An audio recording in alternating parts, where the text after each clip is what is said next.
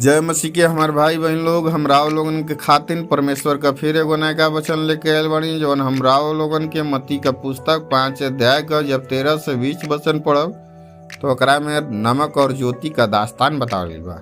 आज हमराव लोगन के उहे दास्तान सुनावे जातानी। तू पृथ्वी का नमक बाड़ा, लेकिन अगर नमक का स्वाद बिगड़ जाई तो फिर वो कौन सामान से नमकीन कइल जाई।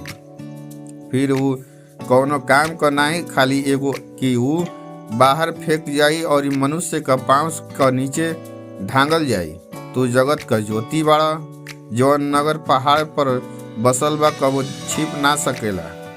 और लोग दिया जला के पैमाना का नीचे नहीं, लेकिन दीवट पर रखेला, तब ओकरा से घर के सब लोगन के प्रकाश मिलेला। वही प्रकार तोहरा अंजूर सब मनुष्य का आगे चमके कि ऊ तोहरा भला काम के देख के तोहरा पिता का जे स्वर्ग में बा ओकरा बड़ाई करे। ये नहीं समझे कि हम व्यवस्था आ भविष्यवक्ता के पुस्तक के मिटावे आइल बानी।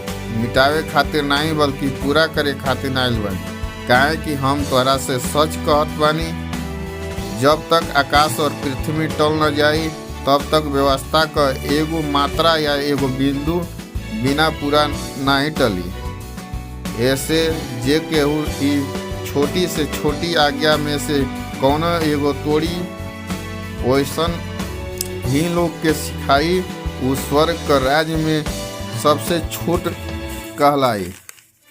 और जे केहू ई आज्ञा के मानी और उ सिखाई, उ स्वर्ग का राज्य में महान कहलाए। काहे कि हम तोरा से कहत बानी कि अगर तोहरा धार्मिकता शास्त्रियों और फरीसियों का धार्मिकता से बढ़ के नहीं होई तो तू स्वर्ग का राज्य में कबो प्रवेश नहीं करे पैबा। आमीन।